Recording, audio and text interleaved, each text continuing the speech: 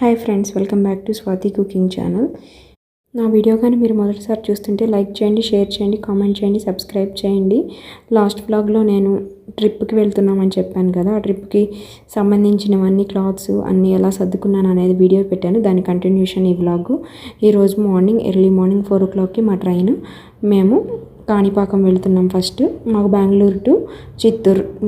8 o'clock ట్రైన్కి మేము 4 o'clockకి లేచి నేను అన్నీ రెడీ చేసేసి నేను బాత్ చేసి మా బేబీకి ఫుడ్ ప్రిపేర్ చేస్తున్నాను. ఇక్కడ రాగి జావా అండ్ ఉగ్గు 2 తయారు చేస్తున్నాను. ఎందుకంటే అట్లీస్ట్ 2 meals అన్నా ఉంటే వాడు కొంచెం ఫిల్లింగ్గా ఉంటే కొంచెం ఎడవకుండా ఉంటాడని రాగి జావా అండ్ రైస్ కందిపప్పు కలిపిన ఉగ్గు తయారు చేస్తున్నాను. ఇక్కడ వండుతున్నాను, 2 రకాలు వండుతున్నాను. అండ్ బనానాస్ కూడా తీసుకువెళ్తున్నాను. జర్నీలో ఎలా ఉంటుందో తెలియదు కదా మనకి.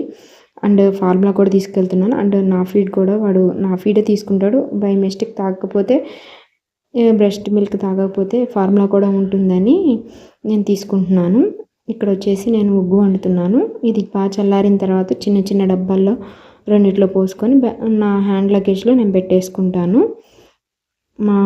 మా 8 o'clock ట్రైన్కి మేము 4కే లేచి రెడీ అయ్యి అన్నీ లాస్ట్ మినిట్లో ఉంటాయి కదా, అన్నీ సర్దేసుకొని అన్నీ రెడీగా పెట్టుకున్నాము.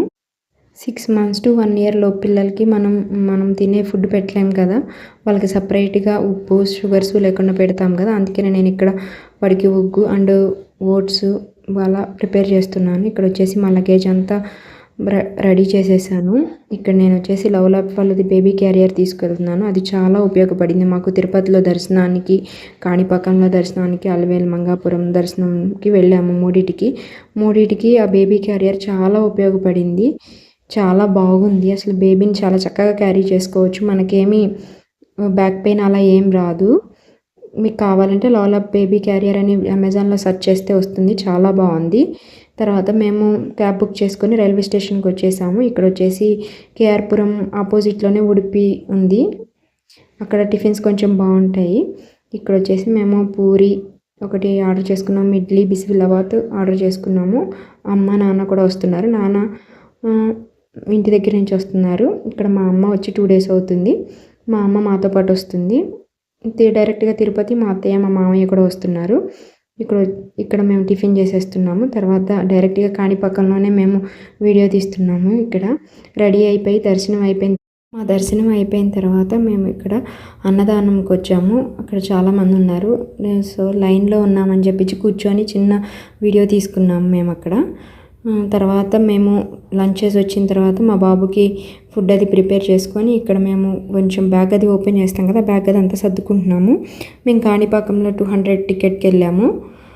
200 కాదు, 500 టికెట్కి వెళ్ళాము. Per person 500. దేవుణ్ణి దగ్గర నుంచి చూడొచ్చు. చాలా బాగా జరిగింది కాణిపాకంలో దర్శనము. తర్వాత మా బేబీని కూడా చాలాసేపు అక్కడ గుళ్ళోనే ఉంచాము.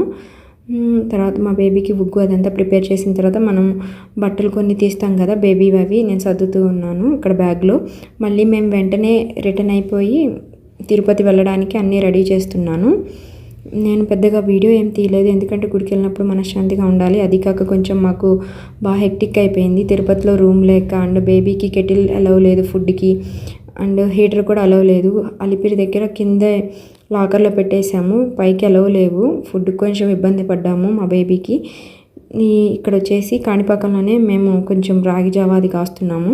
కొంచెం తింటే కొంచెం వాడు బస్సు ఎక్కినా కానీ ఏమి ఇబ్బంది పెట్టడని ఇక్కడ అదే కెటిల్లో కాణిపాకంలో రాగి జావా కాస్తున్నాము. ఈ బేబీకి ఫుడ్ పెట్టేసి తర్వాత మేము తిరుపతికి స్టార్ట్ అయిపోయాము.